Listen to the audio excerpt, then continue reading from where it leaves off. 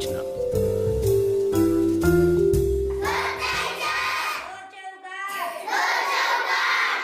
शून्य से अनंत तक कहानी गणित की।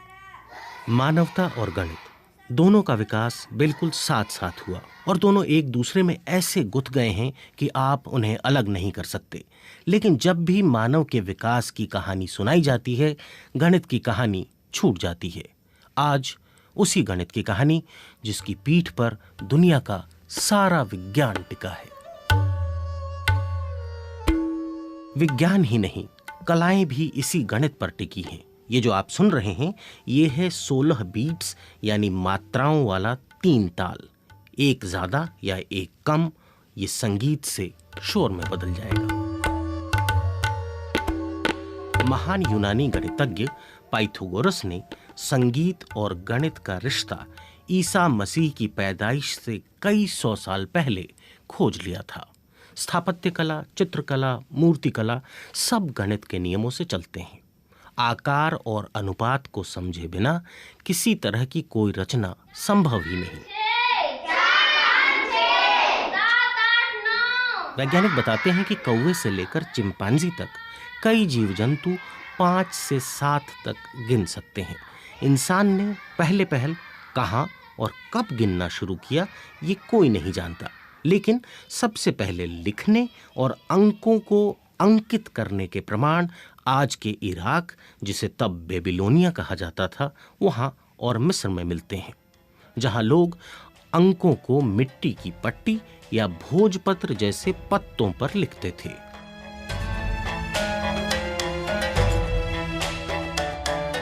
इस धरती पर इंसान की बनाई हुई सबसे पुरानी चीजों में से एक है मिस्र के पिरामिड। अब से तकरीबन 5000 साल पहले बने पिरामिड इस बात का अंदाजा देते हैं कि ज्यामिति या जियोमेट्री का विकास भी काफी पहले शुरू हो गया था। जाने माने गणितज्ञ मार्कस दू सौते समझाते हैं कि ज्यामिति के ज्ञान के बिना पिरामिड जैसे स्ट्रक्चर नहीं बन सकते थे। For me, the most impressive thing about the pyramids is the mathematical brilliance that went into making them. मेरी नजर में पिरामिड की सबसे खास बात उसे बनाए जाने में गणित का अद्भुत इस्तेमाल है। ये प्राचीन यूनानी गणितज्ञ पाइथागोरस के फॉर्मूले का व्यवहारिक रूप है। प्राचीन मिस्र में एक परफेक्ट समकोण या राइट एंगल बनाने के लिए बराबर दूरी पर गांठ लगी रस्सी का इस्तेमाल नापने के लिए किया जाता था। इसका फॉर्मूला था, पहली भुजा 3 गांठ लंबी, दूसरी 4 गांठ लंबी और तीसरी 5 गांठ लंबी। 5000 साल पहले पत्थर, रस्सी, लोगों की मेहनत और गणित के जादू से बने चमत्कारी पिरामिड। मिस्र से करीब 7000 किलोमीटर दूर चीन। गणित की कहानी का अगला पड़ाव, ग्रेट वॉल ऑफ चाइना। हजारों किलोमीटर लंबी दीवार जो सदियों तक बनती रही। चीन की दीवार का पहला पत्थर अब से कोई 2500 साल पहले रखा गया होगा। ऊंची नीची जमीन पर सुरक्षा के लिहाज से मजबूत दीवार बनाना आज के इंजीनियरों के लिए भी चुनौती है। चीनियों के इस कमाल के पीछे भी गणित ही है। गणितज्ञ मार्कस दू saute. The ancient Chinese realized they had to make calculations about distances, angles of elevation, and amounts of material. दीवार बनाने के लिए उतार चढ़ाव का एंगल, दूरी और उसमें लगने वाले सामान की मात्रा, इन सब का हिसाब लगाया जाना जरूरी था। इंसान शुरुआत से गिनती के लिए अपनी उंगलियों का इस्तेमाल करता रहा है। चीनियों का गणित बांस के टुकड़ों के सहारे चलता था। मिस्री, यूनानी या बेबीलोन वालों के मुकाबले एक होशियारी चीनियों ने की, वो था कॉलम बनाना। इकाई, दहाई, सैकड़ा, हजार, 10,000, लाख, इस तरह बहुत बड़ी संख्याएं आसानी से जोड़ी घटाई जाने लगीं। इसे डेसिमल प्लेस वैल्यू सिस्टम कहते हैं। आज भी हम इसका इस्तेमाल कर रहे हैं। चीन की दीवार और मिस्र के पिरामिड तो बन गए, मगर गणित अब भी अधूरा था। चीनी जोड़ने घटाने के लिए प्लेस वैल्यू सिस्टम का इस्तेमाल तो कर रहे थे, लेकिन जब बड़े अंक लिखने होते थे तो उसके लिए उन्हें चित्रों का सहारा लेना पड़ता था।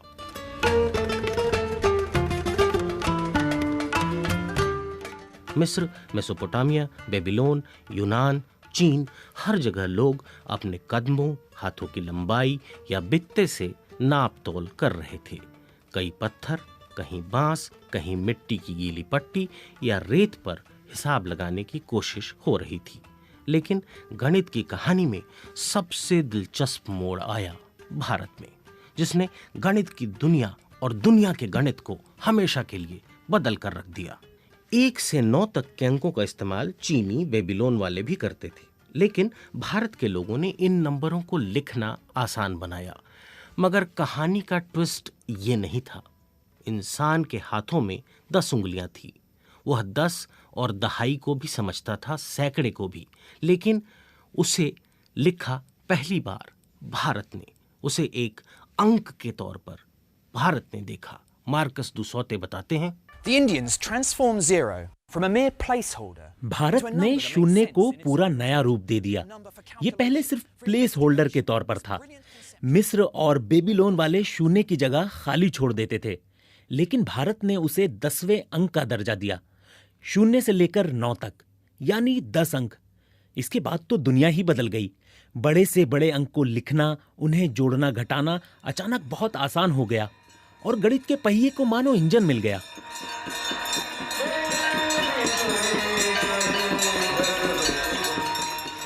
शून्य का विचार भारत के लिए सहज, स्वाभाविक था।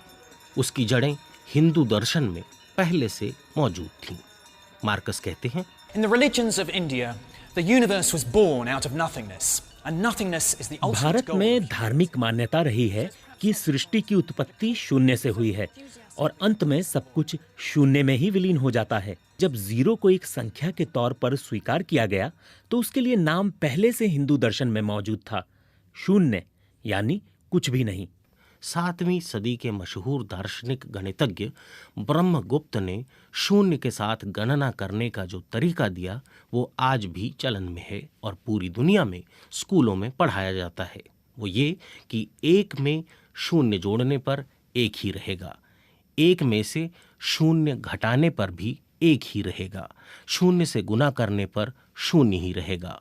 लेकिन शून्य से जुड़ा दूसरा चमत्कार भी भारत में ही हुआ।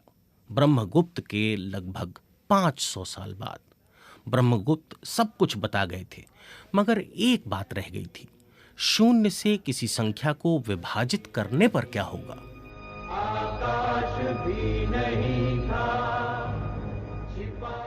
इस सवाल का उत्तर दिया 12वीं सदी के एक गणितज्ञ भास्कर ने। उन्होंने बताया कि शून्य से भाग देने पर परिणाम होगा अनंत। ये अनंत भी हिंदू दर्शन की ही कल्पना थी, जिसमें ईश्वर का स्वरूप अनंत बताया गया है। अनंत के आइडिया को कुछ इस तरह समझ सकते हैं। Brahmagupta's rules about calculating with zero are taught in schools all over the world to this day. अगर आप एक फल को एक बार काटेंगे तो वो 2 हो जाएगा। इस तरह 2 से 4, 8, 16 और 32, इस तरह ये क्रम बढ़ता जाएगा और आखिर में जब फल का आकार 0 हो जाएगा, उसके बाद उसे और टुकड़ों में काटेंगे तो अनंत टुकड़े होंगे जिन्हें गिनना संभव नहीं होगा। शून्य और अनंत के बाद एक और कमाल भारत में ही होना था। दरअसल भारत दुनिया का पहला देश था जिसके दार्शनिकों ने इस बात को समझा कि अंक सिर्फ गिनने, जोड़ने या घटाने के लिए नहीं हैं, बल्कि वे अदृश्य और अमूर्त इकाइयां हैं जो मानवीय कल्पना की गुलाम नहीं हैं बल्कि स्वतंत्र हैं, उनका अपना अस्तित्व है। यही वजह थी कि भारत ने दुनिया को नेगेटिव नंबर का आइडिया दिया। मार्कस दुसौते कहते हैं कि भारत के गणितज्ञ नेगेटिव नंबर के सिद्धांत से परिचित थे। इस मामले में वे यूरोप से बहुत आगे थे। इसे वे ऋण कहते थे, यानी कर्ज। इसी से शब्द बना ऋणात्मक अंक। जैसे 3 में से 4 घटाने पर क्या होगा? वो 0 नहीं होगा, वो -1 होगा। ये विचार भी भारत का था। Now, a plus b the whole squared, right? Okay. So if I have a line, all right, yes, and I have an arbitrary point over here. समीकरणों यानी इक्वेशन का इस्तेमाल यूनानी, मिस्री, बेबीलोन वाले और चीनी भी कर रहे थे और अपने अपने तरीके से कर रहे थे। अंक गणित, ज्यामिति और समीकरण, ये सब आपको अब जटिल लग रहे होंगे। ठहरिए, एक और ज़रूरी चीज़ जो इन सब से जटिल है उसका नाम है त्रिकोणमिति यानी ट्रिग्नोमेट्री। सुनिए मार्कस क्या कहते हैं उसके The बारे में। Indian astronomers could use trigonometry to work out the relative महीने में distance 2 between the bar Earth and जब the चांद आधा होता है तो वो सूरज के ठीक सामने यानी सीधी रेखा में होता है। उस दिन धरती, सूरज और चांद के बीच एक परफेक्ट राइट एंगल यानी समकोण बनता है। वे नाप सकते थे कि धरती और सूरज के बीच बनने वाला कोण 1 डिग्री का 7वां हिस्सा है। त्रिकोणमिति के साइन फंक्शन से पता चलता है कि 1 डिग्री के 7वें हिस्से का मतलब है 1 का अनुपात 400। इसका मतलब यह है कि धरती से सूरज की दूरी चांद के मुकाबले 400 गुना अधिक है। यानी भारतीय गणितज्ञ धरती पर बैठे बैठे अंतरिक्ष नाप रहे थे।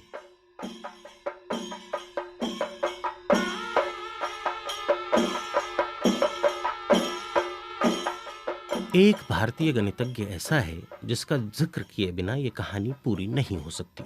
उनका नाम था माधव।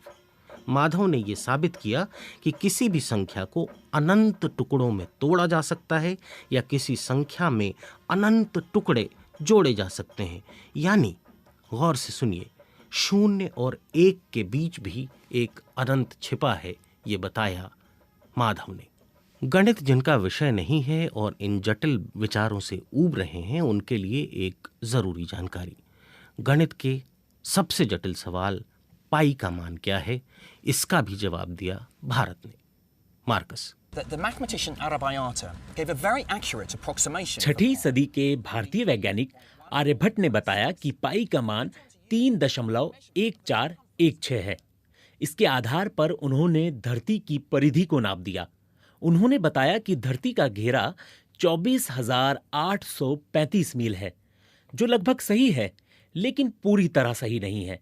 इसका पूरी तरह सही उत्तर दिया 15वीं सदी में माधव ने।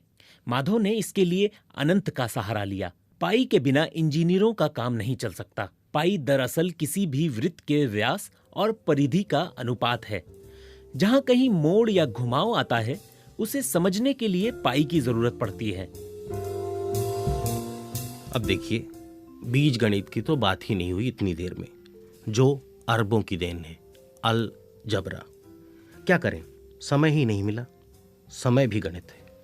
ये बेबीलोन के लोग थे जिन्होंने 1 घंटे को 60 मिनट में, 1 मिनट को 60 सेकंड में बांटा। समय की कहानी फिर कभी समय मिलने पर।